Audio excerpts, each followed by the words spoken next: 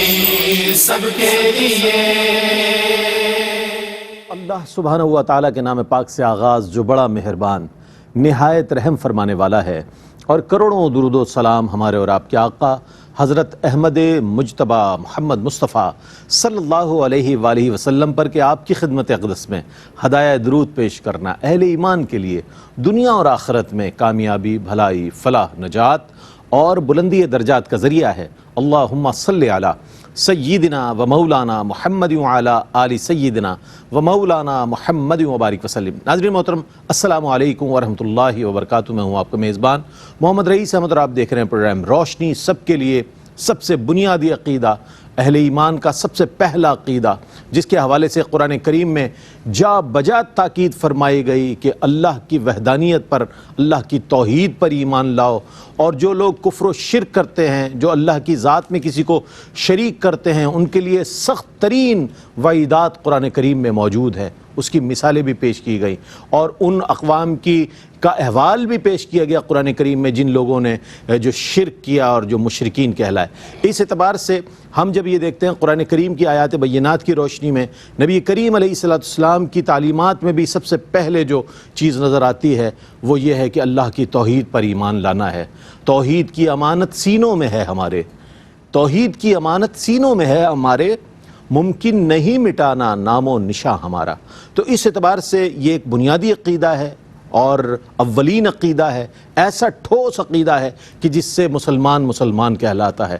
جب یہ کہہ دیتا ہے لا الہ الا اللہ محمد رسول اللہ، کہ نہیں ہے کوئی معبود، تمام معبودان باطل کا رد کرتے ہوئے اس کے بعد کہتا ہے کہ الا اللہ، سوائے اللہ کے کوئی معبود نہیں ہے، تو اس کے بعد وہ دائرہ اسلام میں داخل ہو جاتا ہے۔ اور بنیادی عقیدہ جو ہے عقیدہ توحید، اس کے حوالے سے علماء حضرات نے، اولیاء نے، اصفیاء نے بہت خوبصورت تصانیف چھوڑی ہیں کہ جس میں جب پہلا باب ہم دیکھتے ہیں تو باب التوحید ہی نظر آتا ہے، اور جس کے اندر ہم یہ دیکھتے ہیں کہ بڑے خوبصورت کلمات اور بہت عمدہ تحریریں ملتی ہیں۔ آج اسی بات کو موضوع بنایا گیا ہے، اور اسی موضوع کے حوالے سے انشاءاللہ ہمارے درمیان موجود اسکالرز جو ہے کلام فرمائیں گے۔ الحمدللہ یہ تحدیث نعمت کے طور پر عرض کر رہا ہوں کہ ARYQTV کو اللہ رب کریم نے بے انتہا علمی شخصیات سے نوازا ہے، اور وہ شخصیات کی جن کا پوری دنیا میں بہت زیادہ احترام کیا جاتا ہے، جن کی بات بڑی توجہ سے سنی جاتی ہے، الحمدللہ وہ اسکالرز، وہ علماء حضرات، وہ مفتیان دین ARYQTV کی اسکرین پر آپ دیکھتے ہیں ہمارے درمیان موجود ہیں۔ حضرت علامہ مفتی محمد سہیل رضا امجدی صاحب، السلام علیکم ورحمۃ اللہ وبرکاتہ۔ السلام ورحمۃ اللہ وبرکاتہ۔ اور میرے بائیں جانب ممتاز و معروف ریلیجیس اسکالر پروفیسر ڈاکٹر محمد احمد قادری صاحب، السلام علیکم ورحمۃ اللہ وبرکاتہ۔ وعلیکم السلام ورحمۃ اللہ تعالیٰ وبرکاتہ۔ اچھا حضرت، عقیدہ توحید پر بات ہے، تو اس کی اہمیت اور افادیت کے حوالے سے، اس موضوع کی اہمیت اور افادیت کے حوالے سے آپ کیا فرمائیے گا؟ بسم اللہ الرحمن الرحیم، صلی اللہ علیہ وآلہ واصحابہ وبارک وسلم۔ دیکھیں جی، عقیدہ توحید جو ہے نا، اللہ تعالیٰ کی ذات میں، صفات میں، افعال میں، احکامات میں اس کا کوئی شریک نہیں، وہ واجب الوجود ہے، ازل سے ہے، ابد تک ہے، ٹھیک ہے نا۔ اچھا، جتنے بھی عقائد اسلامیہ ہیں نا، جتنی بھی عقائد لے لیں، ان کی اصل میں جائیں تو ان کی اصل توحید ہے، ٹھیک ہے۔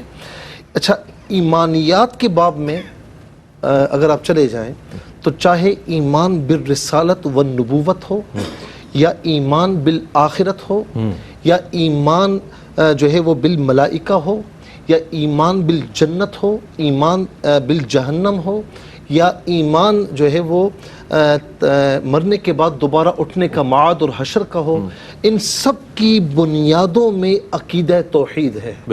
اس کے علاوہ کچھ نہیں، اس کو ہٹا دیا جائے تو کچھ بھی باقی نہیں بچتا۔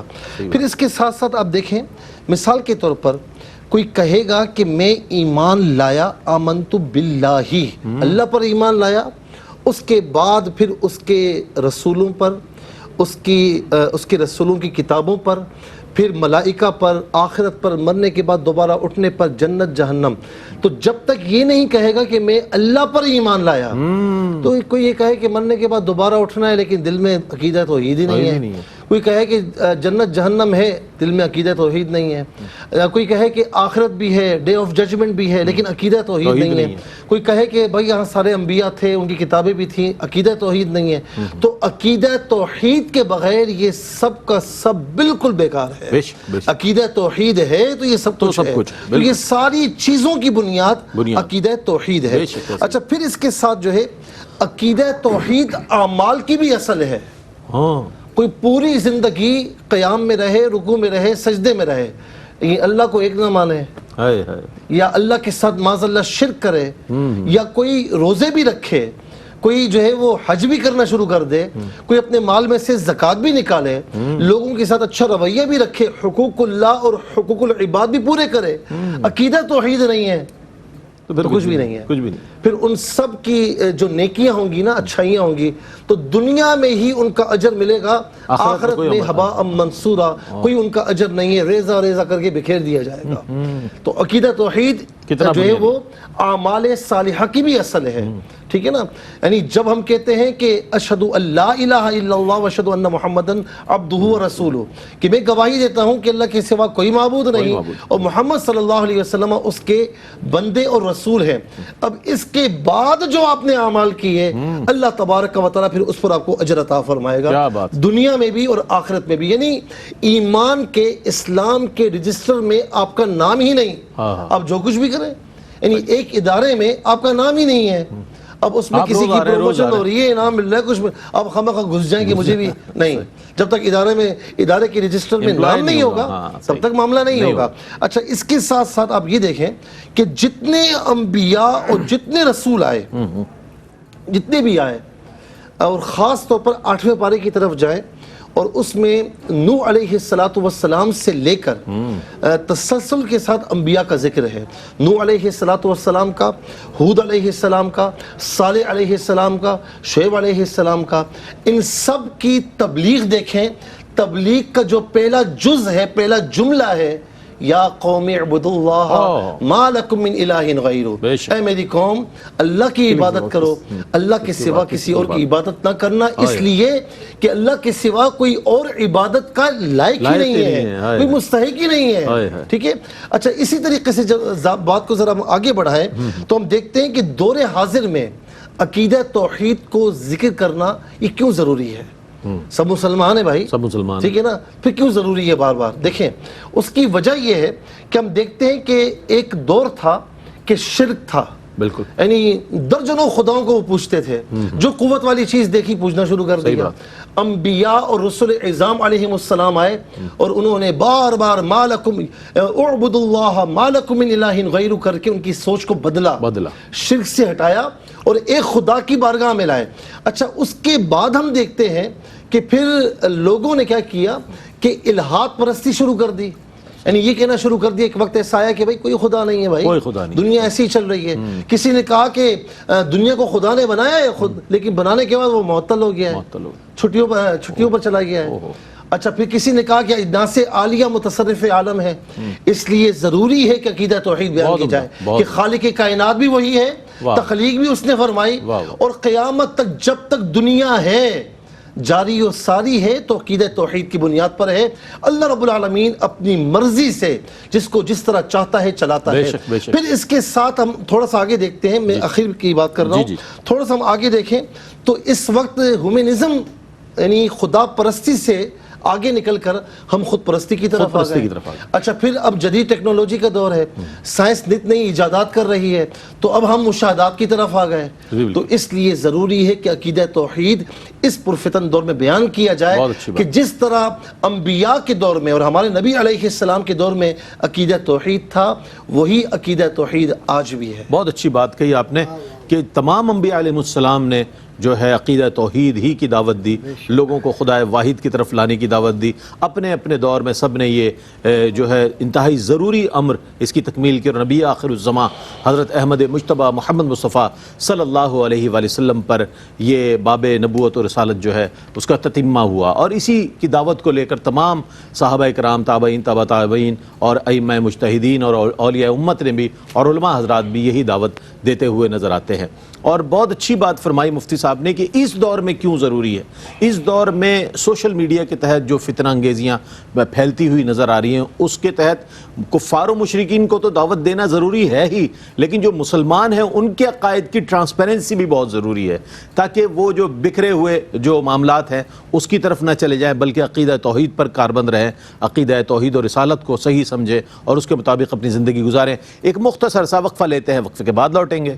مجھے امید ہے آپ کا ہمارا ساتھ رہے گا. جی جناب، خیر مقدم ہے آپ کا. عقیدہ توحید بہت بڑا موضوع، ہر دور کا موضوع، ہر انسان کا موضوع، اور بنی نوع انسان کو جس کی بہت زیادہ تاکید کی گئی کہ آ جاؤ توحید کی طرف اور اس دعوت کو قبول کر لو. اسی حوالے سے اب انسانی شخصیت پر جو عقیدہ توحید کے اثرات مرتب ہوتے ہیں کسی انسان پر، میں چاہوں گا اس حوالے سے ہم بات کریں تاکہ یہ بھی بات ڈسکرائب ہو، اس کی وضاحت ہو کہ آیا عقیدہ توحید کو سمجھنا، سمجھنے کے بعد اس کے مطابق زندگی گزارنا، اس کے اثرات کیا ہوتے ہیں انسانی زندگی پر. کیا فرمائیے گا؟ اعوذ باللہ من الشیطان الرجیم، بسم اللہ الرحمن الرحیم. مولا صلی وسلم دائما ابدا علی حبیبک خیر الخلق کلہم یا رب بالمصطفیٰ بلغ مقاصدنا واغفر لنا وحمدا یا واسع الکرم. بعد حمد و صلوات کے قربان جائیں تاجدار مدینہ صلی اللہ علیہ وسلم کی ذات گرامی پر کہ جنہوں نے پوشیدہ کو ظاہر کر دیا، واہ واہ واہ، جنہوں نے رب کے راز کو ہمارے دلوں میں محفوظ کر دیا، وہ قرآن ہے. وہ قرآن اور سجدے کا انداز بتلا دیا اور عبادت کا سلیقہ سکھلا دیا. ورنہ تو معاملہ یہ ہے کہ کس دور میں کون سا مفکر جو اپنے فکر کے اعتبار سے بلند ترین نام کہلاتا تھا پیدا نہیں ہوا اور اس نے گمراہ نہیں کیا. تو سارا معاشرہ جس کیفیت سے گزرا ہے اور گزر رہا ہے، یا سارے معاشرے جن کو آپ کہتے ہیں سوشلائزیشن کرنے والے لوگ، انہوں نے جس طریقے سے معاشروں کو دیکھا، ان کا صرف مطمع نگاہ ایک تھا، اور وہ مطمع نگاہ کیا تھا کہ رب کی پرستش نہ کی جائے، ان کی پرستش کی جائے. جو فکری بلندیوں کو بظاہر لوگوں تک پیش کر رہے تھے. مثال کے طور پر میں مثال دیتا ہوں کہ عقیدہ توحید کی ضرورت کیوں محسوس ہوئی اور اس کا اثر شخصیت پر کیا ہوا. سوال یہی ہے نا اسی پیرامیٹر میں. قبلہ مفتی صاحب نے فرمایا کہ منتشر تھے، یکجا کیا، پھر عقیدہ توحید نے ان میں ایک وحدت پیدا کی.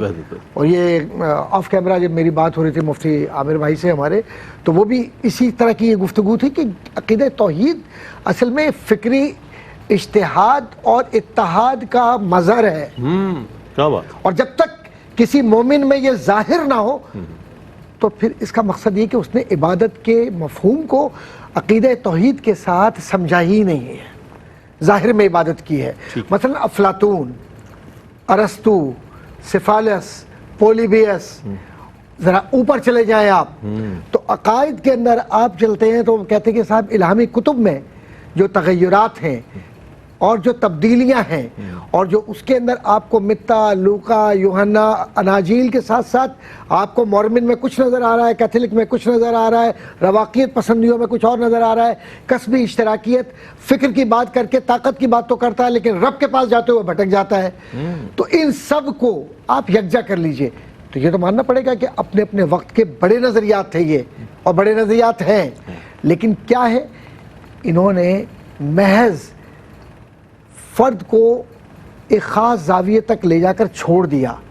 کہیں معاشی جانور بنا دیا جس کو کہتے ہیں اکنامک اینیمل، کہیں سوشل اینیمل کے اندر اس کو اپنی خود لذتی اور خود معاشرتی معاملات میں الجھا دیا.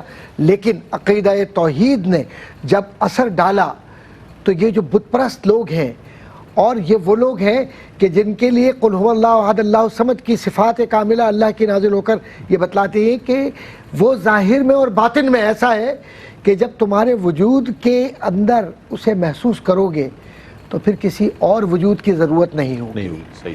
اور یہ جو آپ صفات ظاہری اور باطنی دیکھتے ہیں مومن میں، اب میں اس طرف چلتا ہوں ذرا سا علمی اعتبار سے کہ مومن میں جو صفات ظاہری و باطنی پیدا ہوتی ہیں وہ عقیدہ توحید کی بنیاد پر ہوتی ہے. اور اس عقیدہ توحید میں جو توحید فی الذات ہے، توحید فی الصفات ہے، توحید فی الافعال ہے، اور پھر توحید فی الاسماء ہے، یہ سارے توحید کے کیا اقسام ہیں یا توحید کا کل اور جز ایک ہی ہے.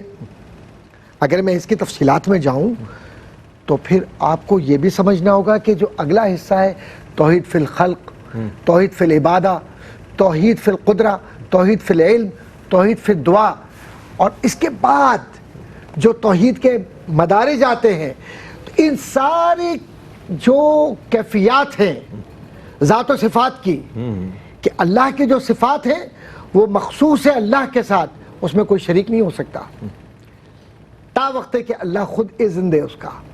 تو وہ اذن کیا ہے کہ حضور کو پیدا کر کے رؤوف و رحیم بتلایا قرآن کریم نے. صحیح. اچھا، اب جب انسان میں، اس کی خلقت میں، اس کی جبلت میں یہ کیفیت پیدا ہو کہ انسان نے عقیدہ توحید کو اپنی زندگی کا حصہ بنا کر یہ اپنی زندگی کی معراج پالی کہ اللہ کے علاوہ نہ کسی سے خوف، نہ کسی سے ڈر، نہ کسی سے رجوع، نہ کسی سے مانگنا ہے، تو بندہ مومن کے قلب کو سکون ملا کہ میرا پالنہار میرا رب ہے، واہ واہ، اور مجھے دینے بہت والا عمدہ ڈاکٹر صاحب. اور مجھے سمجھانے والا، مجھے چلانے والا اور مجھے سنبھالنے والا میرا رب ہے. کیا کہنا. تو جب یہاں تک پہنچ جاتا ہے انسان، کیا بات. تو پھر قاری نظر آتا ہے حقیقت میں قرآن. بہت عمدہ ڈاکٹر صاحب نے جس انداز میں اور مفتی صاحب نے جو کلام فرمایا. دیکھیں ARYQ TV الحمدللہ جب توحید پر بات کرتا ہے تو نظر آتا ہے کہ جس طرح حضرت داتا گنج بخش علی اجویری رحمۃ اللہ تعالیٰ علیہ نے کشف المحجوب میں توحید پر کلام فرمایا، جس طرح اولیاء نے جس انداز میں اسی دعوت کو جو ہے آپ تک پہنچایا جا رہا ہے، اور بہت خوبصورت انداز میں دونوں ہی حضرات ماشاءاللہ اس پر کلام فرما رہے ہیں. اچھا، دعا کے حوالے سے بھی بات آئی، سورہ توحید یعنی سورہ اخلاص کے حوالے سے بھی بات آئی. ہم یہ جاننا چاہیں گے مفتی صاحب سے، وقال ربکم ادعونی استجب لکم، تمہارا رب تم سے کہتا ہے کہ تم مجھے پکارو، میں تمہاری پکار کا جواب دوں گا یا اسے سنوں گا. اس حوالے سے فرمائیے گا کہ دعا صرف اللہ ہی سے مانگنی چاہیے، کیونکہ ظاہر ہے یہ جو ہے خاصہ الوہیت میں سے ہے. تو اس حوالے سے میں چاہتا ہوں کچھ کلام فرمائیے گا. دیکھیں قبلہ ڈاکٹر صاحب نے بڑے خوبصورت انداز میں بیان فرمایا، اور یہ عقیدہ توحید ہے ہی ایسا کہ جب کوئی توحید کا علم بردار ہو تو پھر وہ اللہ کے سوا کسی اور کو نہیں مانتا، اللہ کے سوا کسی کے سامنے نہیں جھکتا. اچھا، یہاں پر جو آپ نے قرآن کریم کی آیت کا بھی حوالہ دیا، ادعونی استجب لکم وَإِذَا سَأَلَكَ عِبَادِي أَنِّي فَإِنِّي قَرِيبٌ، کہ محبوب وہ آپ سے میرے بندے پوچھتے ہیں کہ رب کہاں ہے، آپ ان سے کہیں قریب ہوں. اللہ اجیب دعوت الداعی اذا دعان، سبحان اللہ، میں جواب دیتا ہوں جب وہ مجھے پکارتے ہیں. کتنا قریب ہوں، نحن اقرب الیہ من حبل الورید، جتنی تمہاری شہرت تم سے قریب نہیں اس سے زیادہ میں تم سے قریب ہوں. فیل کرنے والا ہونا چاہیے، محسوس کرنے والا ہونا چاہیے. ایاک نعبد و ایاک نستعین ہر نماز میں پڑھتے ہیں. اللہ تعالیٰ سب کو 5 وقت نماز کی توفیق نصیب فرمائے. کہ اس میں کیا ہے، حسر کے ساتھ ہے نا، کہ اے اللہ ہم تیری ہی عبادت کرتے ہیں. یہ ایاک حسر پیدا کر رہا ہے، ہم تیری ہی عبادت کرتے ہیں. و ایاک نستعین، ہم تجھی سے ہی مدد طلب کرتے ہیں. تیرے سوا مدد حقیقی کرنے والا کوئی بھی نہیں ہے. اچھا، وہ جو مدد کرنے والا ہے وہ پورے جہاں کی مدد کرنے میں، کائنات کے ذرے ذرے کی مدد کرنے میں کسی کا محتاج نہیں ہے. وہ کسی کا محتاج نہیں ہے. تو معین حقیقی اور مدد حقیقی کرنے والا، حقیقی مددگار فقط اللہ رب العالمین ہے. کوئی کسی مخلوق کے متعلق یہ عقیدہ رکھے کہ یہ حقیقی مددگار ہے، حقیقی مدد کرنے والا ہے، تو یہ شرک ہے. یہ شرک ہے، وہ بھی دائرہ اسلام میں نہیں رہتا.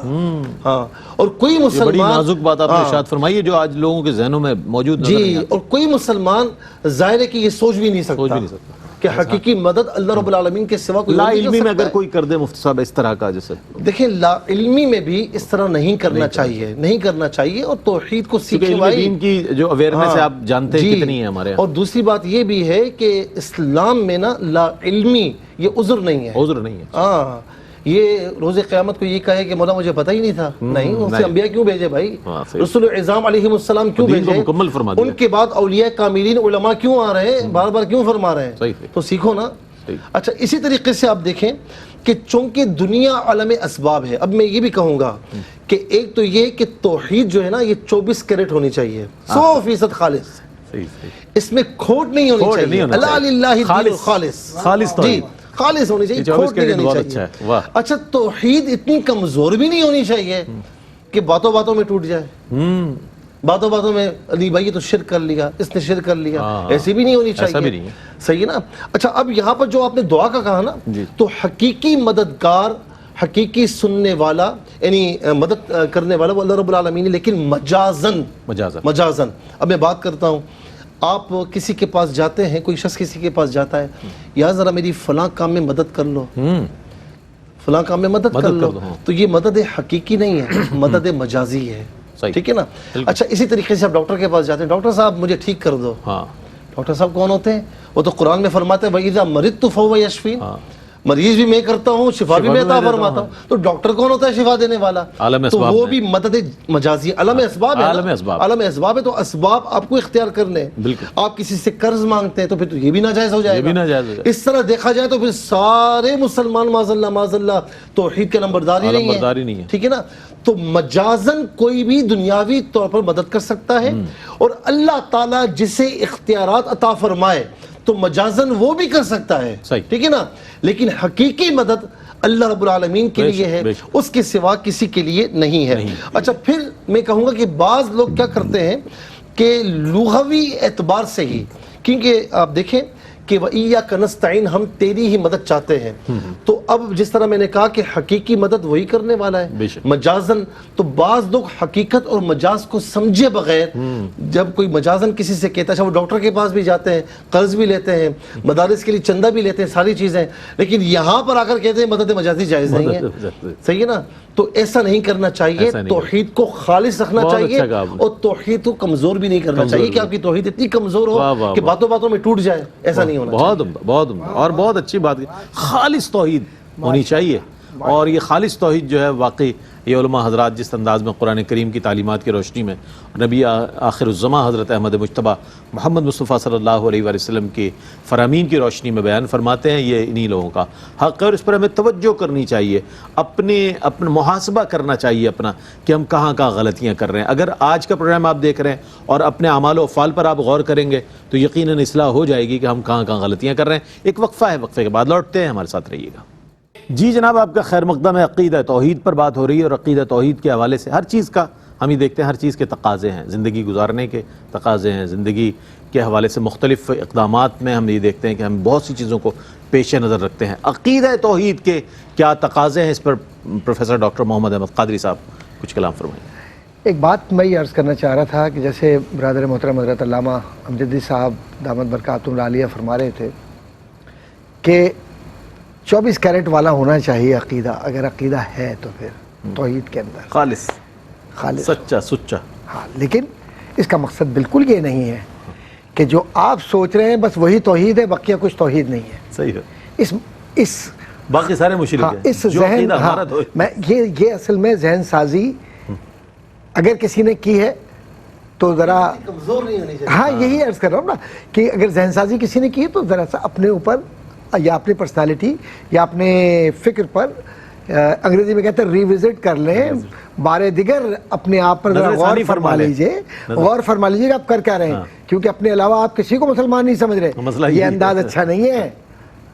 وہ جانتا ہے کہ کون محبوب ہے اور کتنا محبوب ہے۔ ایک بات ہاں یہ ضرور ہے کہ اللہ تبارک و تعالیٰ کی جو صفات کاملہ ہیں اور جو اللہ تبارک و تعالیٰ کی اسماء حسنہ ہے اور جو اختیار کامل ہے اللہ تبارک و تعالیٰ کا، اور جو اللہ تبارک و تعالیٰ نے اپنے لیے کہہ دیا کہ اس میں کوئی بھی اپنی مرضی کے مطابق، اپنی خواہش کے مطابق، یا کسی کو خوش کرنے کے مطابق، یا کسی کے لیے کوئی راستہ دینے کے متعلق کہ صاحب یہ راستہ اس کو مل جائے، فتویٰ سازی کرنا، ذہن سازی کرنا، گفتگو کے اندر بالاشارہ بالکنایہ کہیں نہ کہیں مواقع فراہم کرنا، فیسلیٹیٹ کرنا، یہ گناہ کبیرہ ہے، اور قطعی اس کی اجازت کسی کو نہیں ہے، کیونکہ قرآن نے اللہ کو خود بیان کر دیا کہ اللہ کون ہے، رسول اللہ صلی اللہ علیہ وسلم نے خود بیان فرما دیا کہ اللہ کون ہے اور کیسا ہے، کیا ہے۔ بہت سارے لوگ بھٹک گئے نا، جب مسئلہ خلق قرآن آیا تو لوگ بھٹک گئے، بہت سارے لوگ جو معتزلہ ہیں اور اشاعرہ ہیں، اسی طریقے سے بہت سارے مکاتب، تو یہ لوگ جو تھے اس میں مسئلہ جبر و قدر آیا تو بھٹک گئے۔ تو رب کی ذات میں غور نہ کریں، رب کے پیار کو بغیر کسی غور کے اپنے زندگی کا حصہ بنا لیں اور بغیر سوالیہ نشان کے۔ اب دیکھیے کہ اللہ کو کیا اختیار ہے، اس کا حصر 100 وولٹ کا ایک بلب آپ کو دے دیا تو آپ سمجھ رہے ساری روشنی آپ کو مل گئی؟ ارے بھائی وہ تو ایسا روشنی کا منبع ہے کہ سوائے تاجدار مدینہ صلی اللہ علیہ وسلم کے قاب قوسین او ادنا اتنی قربت کسی کو ملی نہیں، تو توحید کو کون سمجھ سکا ہے ان کے علاوہ؟ اور انہوں نے توحید کے فلسفے کو خوف زدہ کرنے کے لیے نہیں بلکہ یکجا کرنے کے لیے، کیونکہ توحید کے عقیدے میں وَاعْتَصِمُوا بِحَبْلِ اللَّهِ جَمِيعًا وَلَا تَفَرَّقُوا کا پیغام ہے بہت عمدہ کہ رکوع و سجود یکجا ہو کر کرو۔ اور ہم نے کیا کیا؟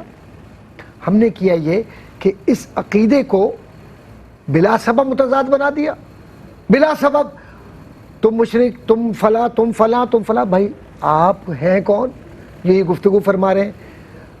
اب ہوا یہ کہ میں چونکہ ایک سنجیدہ گفتگو ہے تو اس میں ایک بات پوری ذمہ داری سے کہوں گا کہ اللہ تبارک و تعالیٰ کی جو صفات کاملہ ہے اور اللہ کی جو ذات ہے اس کے متعلق گفتگو کرتے ہوئے بہت احتیاط کرنی چاہیے، کیونکہ ذرا سی لغزش سے معاملہ کہیں سے کہیں نکل جاتا ہے۔ بالکل بالکل، اس لیے احتیاط کرنی چاہیے، کیونکہ جب بارگاہ رسالت میں لا ترفعوا اصواتکم کہہ کر روک دیا ہے اور بارگاہ رسالت کی عظمت کو، اس کی رفعت کو اور اس کے احترام کو، تو بارگاہ خداوندی تو بہت اوپر ہے، واہ واہ واہ واہ واہ، بہت بلند ہے، بہت بلند، بہت یہ ہماری اور آپ کی فکر سمجھنے کے لیے بہت اچھی آپ نے مثال کی دی، رسائی نہیں ہے۔ کمال کر تو دیا۔ حضور کی بارگاہ پر جب ہمیں یہ بتلا دیا گیا کہ جو باہر سے آواز دیتے ہیں تو آواز نہ دو، رائنا کی بات کہتے ہو تو رائنا کی بات نہ کرو،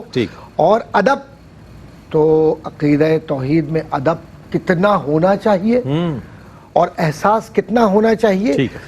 اگر یہ ہم میں یہ احساس پیدا ہو جائے عقیدہ توحید میں تو آپ یقین جانیے ہم پھر کسی کو برا نہیں کہیں گے، صحیح بات، ہم کہیں گے میرے رب کی مخلوق ہے اور الخلق عیال اللہ کے واہ واہ واہ، سبحان اللہ۔ ڈاکٹر صاحب نے بہت اچھے انداز میں آج توحید پر جس طرح ڈاکٹر صاحب نے کلام فرمایا اور مفتی صاحب نے بہت اچھے انداز میں اس موضوع کو ڈسکرائب کیا ہے اور بہت اچھے الفاظ اور بہت اچھے اپنے مطالعے کی روشنی میں۔ اچھا ایک سوال اور ہے آج کی اس پروگرام کا آخری سوال، وہ یہ کہ اللہ کے سوا کسی اور کی قسم کھانا یا اللہ کے لیے نظر ماننا، یہ فرمائیے گا کہ یا یہ بھی توحید کے منافی عمل کہلائے گا؟ لوگ اس پر بڑے اعتراضات کرتے ہیں، معترضین کو اس پر بڑا وہ ہوتا ہے۔ اچھا ایک میں تھوڑی سی وضاحت بھی کر دوں، یہ دعا ہے نا، دعا یدعو دعاءً، اس کا معنی ہے پکارنا، لغوی اعتبار سے اس کا معنی پکارنا ہے، اور اصطلاحی معنی یہ ہے کہ کسی کو حقیقی مددگار جان کر اس کی بارگاہ میں التجا کرنا۔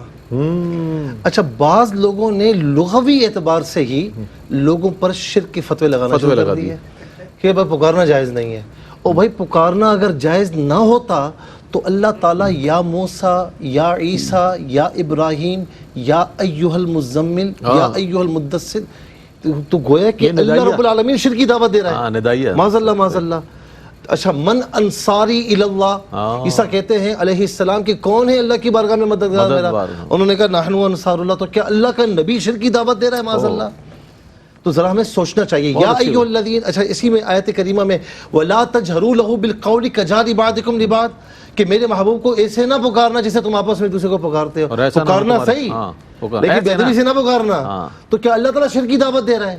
تو لغوی اعتبار میں ہی پھنس کر وہ انہوں نے کہا کہ بھائی یہ بھی شرک ہے، یہ بھی شرک ہے، حالانکہ ایسا نہیں ہے۔ فتویٰ ساز فیکٹری جو ہے اپنی اس میں آگئی۔ وَاسْتَعِینُوا بِالصَّبْرِ وَالصَّلَاةِ، صبر اور نماز کے ذریعے مدد چاہو، وَتَعَاوَنُوا عَلَى الْبِرِّ وَالتَّقْوَىٰ، آپس میں ایک دوسرے کی مدد کرو، ٹھیک ہے نا؟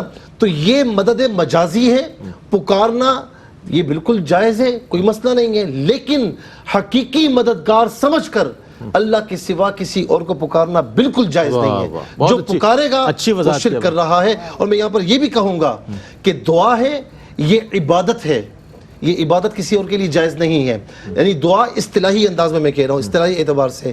اسی طریقے سے قربان کرتے وقت، ذبح کے وقت کسی اور کا نام نہیں لے سکتے، وہاں صرف بسم اللہ اللہ اکبر کہا جائے گا، اس سے پہلے نسبت ہو سکتی ہے کہ یہ جانور آپ کا ہے، ان کا ہے، میرا ہے، یا کسی کا بھی ہے، نسبت ہو سکتی ہے، بوقت ذبح اللہ کا نام لیا جائے گا۔ اسی طریقے سے تمام عبادات فقط اللہ کے لیے ہے, سجدہ فقط اللہ کے لیے ہے, اس کے سوا کسی کے لیے نہیں. اسی طریقے سے جو نظر ہم مانتے ہیں وَلِيُوفُوا نُذُورَهُمْ, یا قسم کھانا لا يُؤَاخِذُكُمُ اللَّهُ بِاللَّغْوِ فِي أَيْمَانِكُمْ, دونوں کا بیان موجود ہے. تو یاد رکھیں کہ قسم کھانا یہ بھی اللہ تعالیٰ کی الوہیت کے ساتھ خاص ہے. اس کی وجہ کیا ہے؟ قسم کھانے والا مقسم بھی, جس کی قسم کھا رہا ہے نا اس کو گواہ بنا رہا ہے. اب ہمارے یہاں کیا ہوتا ہے, کہیں پر کوئی پھنس جاتا ہے, بھائی قسم کھاتا ہوں, تیرے سر کی قسم, اور بھائی اپنی کھانا, تو کہتے ہیں اس کو مروا رہا ہے, تیری ماں کی قسم, میری ماں کی قسم. یہ کوئی قسم مشروع نہیں ہے. میرے بچے کی قسم, یہ کوئی قسم مشروع نہیں ہے. کیوں کہ آپ کے ہر کام کا گواہ اللہ رب العالمین کے سوا کوئی نہیں ہے. ٹھیک ہے, اللہ رب العالمین جس سے اختیار عطا فرمائے, ورنہ حقیقی طور پر اس کے سوا کوئی نہیں ہے.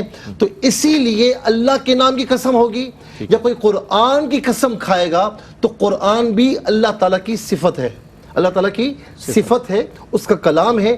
تو اللہ تعالیٰ اور قرآن کے علاوہ کسی اور کی قسم کھائے گا تو وہ مشروع نہیں ہوگی. ٹھیک ہے نا, اس پر شریعت کا اطلاق نہیں ہوگا. تو قسم فقط اللہ تعالیٰ کے نام کی, یا قرآن جو کہ اس کی صفت ہے. اسی طریقے سے نظر, ہم نظر مانتے ہیں نا, قرآن کریم میں نظر کو پورا کرو, تو یہ نظر بھی الوہیت کے ساتھ خاص ہے. ٹھیک ہے. اچھا, یہاں پر تھوڑا سا یہ ایک تشکیک پیدا ہوتی ہے کہ ہم جب کہتے ہیں نا کہ یا الہ العالمین, اگر تو نے میری اس بات کو پورا کیا تو میں نظر مانتا ہوں کہ میں غوث اعظم رضی اللہ تعالیٰ عنہ یا خواجہ صاحب کی بارگاہ میں غریبوں کو کھانا کھلاؤں گا. تو یہاں پر تشکیک پیدا ہوتی ہے کہ بھائی یہ تو نظر تو اللہ تعالیٰ کے لیے ہے. تو بھائی یہ نظر تب ناجائز ہوتی جب کوئی یہ کہتا کہ میں شیخ عبد القادر جیلانی کی نظر مانتا ہوں, میں خواجہ صاحب کی نظر نہیں. نظر اللہ تعالیٰ کے لیے ہے کہ مولا تو اگر میری یہ بات پوری کر دے تو تیرے فلاں ولی کے مذہب میں غریبوں کو کھانا کھلاؤں گا. تو یہ بالکل جائز ہے. لیکن یہ کہے کہ نظر یا الہ العالمین تیری بارگاہ کی مان رہا ہوں, تیری بارگاہ میں یہ عہد کر رہا ہوں کہ میں نظر مانتا ہوں کہ میرا یہ فلاں کام پورا ہوا تو تیرے فلاں ولی کے دربار میں, یا فلاں نبی کے دربار میں, یا فلاں محبوب کے دربار میں میں تیرے غریبوں کو کھانا کھلاؤں گا. تو یہ بالکل جائز ہے. نوافل پڑھوں گا, جو بھی اس کے ایکس وائی زیڈ کوئی بھی عبادت کا حوالہ دے تو وہ بالکل جائز ہے. ٹھیک ہے. اچھا, یہ بہت اچھا بنیادی جو موضوع ہے وہ تو عقیدہ توحید ہے ہی, لیکن وہ تمام امور اس میں شامل ہو گئے ہیں کہ جو ہمارے روزمرہ معمولات زندگی میں ہوتے ہیں. مثال کے طور پر ربیع الاول شریف میں, 11ویں شریف کے مہینے میں, چھٹی شریف میں, رجب میں, یا دیگر اہل اللہ کے اعراض پر جیسے اعتراضات بھی ہوتے ہیں, لیکن کرنے والے کرتے ہیں. کرنے والے اس لیے کرتے ہیں کہ ان کا عقیدہ بڑا ٹرانسپیرنٹ ہے, انہیں معلوم ہے کہ نظر تو اللہ کے لیے, لیکن اس کا ایصال ثواب جو ہے ہم صاحب عرس کو پیش کریں گے, اس کے لیے یہ تمام چیزیں اللہ کی رضا اور خوشنودی کے حصول کے لیے کیا جاتا ہے. کیا فرمائے گا ڈاکٹر صاحب؟ پیغام کی صورت میں چاہتا ہوں ہمارے ناظرین کے لیے عقیدہ توحید کی افادیت و اہمیت پر بات ہوئی, اور مختلف جہتوں میں آپ پیغام کیا دیجیے گا؟ میں یہ عرض کرنا چاہوں گا, قبلہ مفتی صاحب بھی یہی فرما رہے تھے, آپ بھی یہی فرما رہے ہیں, اور آج کی گفتگو کا جو اہم ترین فکری پہلو ہے وہ یہ ہے کہ اس تیزی کے ساتھ مشرک نہ بنائیں, نہ کریں, ایسا نہ کریں. میرے اللہ کے نبی نے, میرے نبی نے حضور نے مشرکوں کو مسلمان کیا, انہوں نے ہم مسلمانوں کو ہم مسلمانوں کو لے کر جا رہے ہیں. حضور سارے اگر فتاوی یکجا کر لے, سب کے فتاوی یکجا کر لیں تو مسلمان ہے کہاں؟ فتوی یکجا کر لیجیے, کہیں بھی نہیں ہے نا. تو نہیں, میرے نبی نے تو غیروں کو بھی گلے لگا کر مسلمان بنا دیا. ہاں غلطیاں ہو سکتی ہیں, ہمارے بہت سارے لوگ غلطیاں کرتے ہیں, ہمیں بھی اس بات کا احساس ہے کون ہے جو مکمل ہے. تو ہمیں پیار سے یہ سمجھانا چاہیے کہ بیٹا, بیٹی, بھائی, دوست, یہ غلطی ہو رہی ہے, اس میں خیال کیجیے. اسی طرح پھیلا ہے, اسی پیار سے. اور بہترین اسلام کا یہ تبلیغ کا تصور صوفیوں کیا ملتا ہے, صوفیوں کے انکساری بھی ہے, محبت بھی ہے, اور ہر ایک سے رابطہ بھی ہے. صوفی نے صرف مسلمانوں کے دروازے پر دستک نہیں دی ہے, صوفی نے غیر مسلم کے دروازے پر جا کے دستک دی, اور ایسی دستک دی ہے غیر مسلم کے ہاں کہ وہ دل پر دستک تھی. اور معین الدین چشتی رحمۃ اللہ تعالیٰ علیہ کے پیار کرنے والے لوگ ہوں یا بغداد شریف سے محبت کرنے والے لوگ ہوں, سب اس بات کے گواہ ہیں کہ حضرت شیخ عبد القادر جیلانی رضی اللہ تعالیٰ عنہ سے بڑا کوئی موحد ہوگا؟ الفتح الربانی پڑھ لیجئے, خطبات پڑھیے, کوئی خطبہ کسی بزرگ کا, کسی ولی کا عقیدہ توحید سے پہلے ہوتا ہی نہیں, اور اختتام بھی نہیں ہوتا. کیوں کہ صوفی کا اوڑھنا بچانا ہی تو توحید ہے. بہت اندر. اور اگر کوئی اس سے ہٹ جائے تو پھر کچھ بھی نہیں ہے. لیکن خدا را یہ نہ کریں کہ خوفزدہ کر کر کے ہر آدمی ذہنی بیمار ہو جائے کہ یار میں نے یہ عبادت کی ہے، پتہ نہیں کہیں شرک تو نہیں ہو گیا، کہیں بدعت تو نہیں ہو گیا، کہیں خراب تو نہیں ہو گیا، پتہ نہیں قبول ہوگا نہیں ہوگا۔ میرا ایمان کامل ہے کہ میرے رسول نے محبتوں سے اپنے دائروں میں رکھا ہے، ان دائروں میں رہیے شریعت کے، اور اگر نہیں معلوم تو سیکھیے، لیکن خوفزدہ ہو کر عبادت پہ شک نہیں کیجیے کیونکہ رب قبول کرتا ہے، معاف کرتا ہے اور حضور گلے لگاتے ہیں۔ میں بہت شکریہ ادا کروں گا ڈاکٹر صاحب آپ کی تشریف آوری کا۔ مفتی صاحب آپ تشریف لائے۔ ناظرین محترم، بات وہ یہ بنیادی بات یہی ہے جو مفتی صاحب نے اپنے پہلے جواب میں ارشاد فرمائی کہ پہلا اور بنیادی ہر چیز میں سب سے پہلا عقیدہ جو توحید ہے، چاہے وہ نماز ہو، روزہ ہو، زکوٰۃ ہو، حج ہو، آپ کے اعمال حسنہ ہو، وہ تمام جو بیس کرتے ہیں وہ عقیدہ توحید پر بیس کرتے ہیں۔ عقیدہ توحید ٹرانسپیرنٹ ہونا چاہیے، شفاف ہونا چاہیے، خالص ہونا چاہیے، پھر آپ کے تمام اعمال جو ہیں اللہ کی بارگاہ میں ضرور قبول ہوں گے۔ اس کے ساتھ ہی اپنے میزبان محمد رئیس احمد کو اجازت دیجیے۔ اللہ حافظ۔ روشنی سب کے لیے